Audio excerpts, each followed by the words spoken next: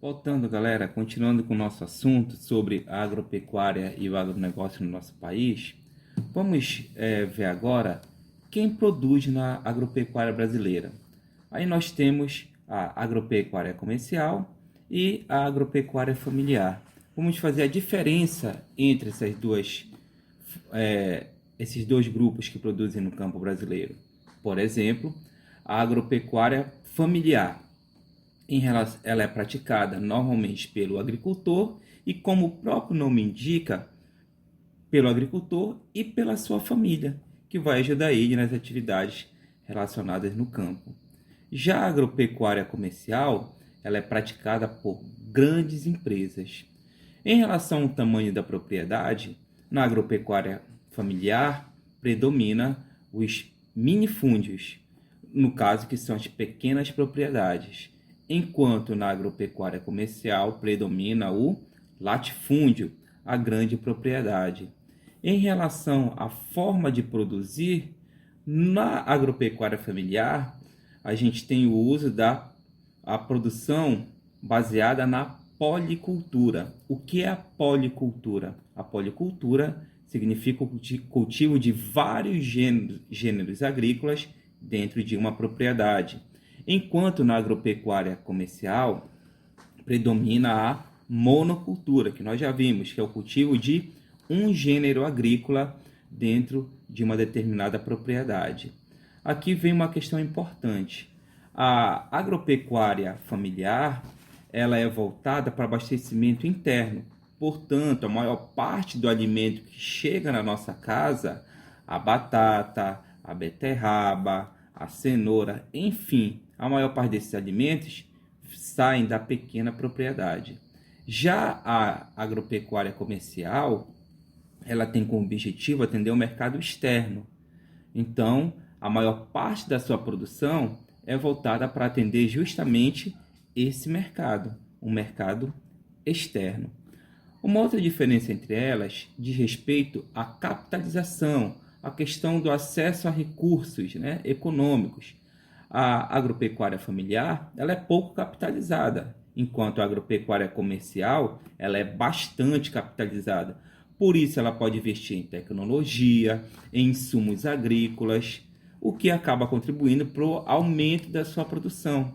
Já a agropecuária familiar, como esse pequeno produtor ele tem menos recursos e menos acesso a esses recursos, como empréstimos, créditos, então isso acaba contribuindo para que essa produção ela venha a ser menor, ok? Então essas aqui são algumas diferenças entre a agropecuária familiar e a agropecuária comercial. Um detalhe para a agropecuária comercial é que ela é responsável por quase 1/4 do PIB nacional, do PIB brasileiro, por volta de 24% do PIB brasileiro, ele provém da agropecuária comercial. Uma outra questão relacionada ao campo brasileiro ainda diz respeito à fronteira agrícola. O que é uma área de fronteira para a geografia?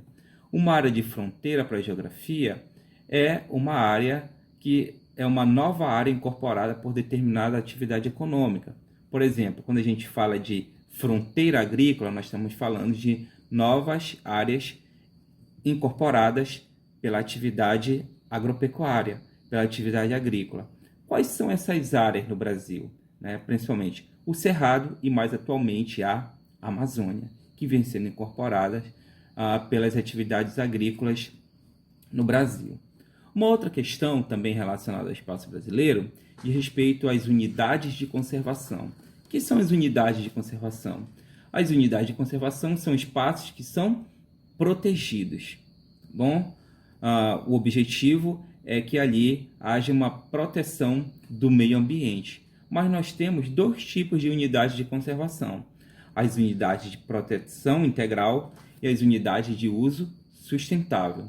Nas unidades de proteção integral, não é permitido a exploração econômica. Não se pode pescar, não se pode tirar árvore, não pode ser desenvolvida nenhum tipo de atividade econômica.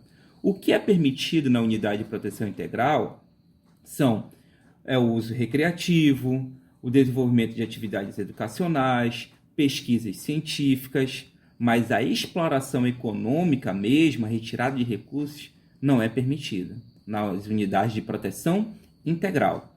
Nas unidades de uso sustentável, aí sim, aí já existe um grau de permissão para a exploração dos recursos, mas prestando atenção no nome. O uso desses recursos tem que ser de forma sustentável, de maneira que o meio ambiente ele não venha a ser degradado, ok? Por isso ela é chamada de unidade de uso sustentável, ok? Beleza? E para a gente terminar o nosso conteúdo, falando das atividades relacionadas ao setor primário, agricultura, pecuária e o extrativismo, que são as atividades do setor primário, vamos terminar aqui falando sobre o extrativismo, tá? O extrativismo é a atividade mais antiga realizada no nosso país. Quando os colonizadores chegaram aqui, né, as primeiras atividades que se desenvolveram foram atividades relacionadas ao extrativismo. Aí a gente pode lembrar da extração do pau-brasil no litoral brasileiro, ok? No início, quando os portugueses chegaram.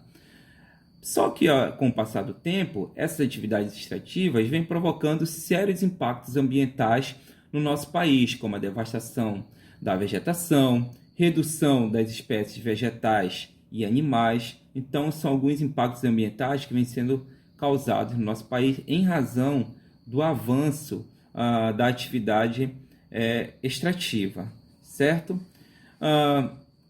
Com o objetivo também de proteger determinadas áreas, tanto do ponto de vista ambiental como do ponto de vista das comunidades que estão envolvidas, foram criadas as chamadas reservas extrativistas, a RESEX, tá? Com o objetivo da criação de uma RESEX, o sustento das comunidades extrativistas, dos povos que dependem da retirada de recursos do interior da floresta, dos povos que dependem da retirada de recursos da natureza. Então, as reservas extrativistas, RESEX, são criadas com esse objetivo de promover o sustento dessas comunidades extrativistas, além também da preservação do seu modo de vida, que está intrinsecamente ligado ao meio ambiente, ligado à natureza, à conservação dos recursos. Muitas dessas comunidades dependem, por exemplo, da floresta em pé, como os seringueiros, dependem da floresta em pé para dali eles poderem tirar o seu sustento, o sustento de sua família, tá? Então, é importante também para a questão da manutenção do modo de vida dessas populações e também mesmo para a própria proteção da floresta, ok? É isso, gente. Até mais.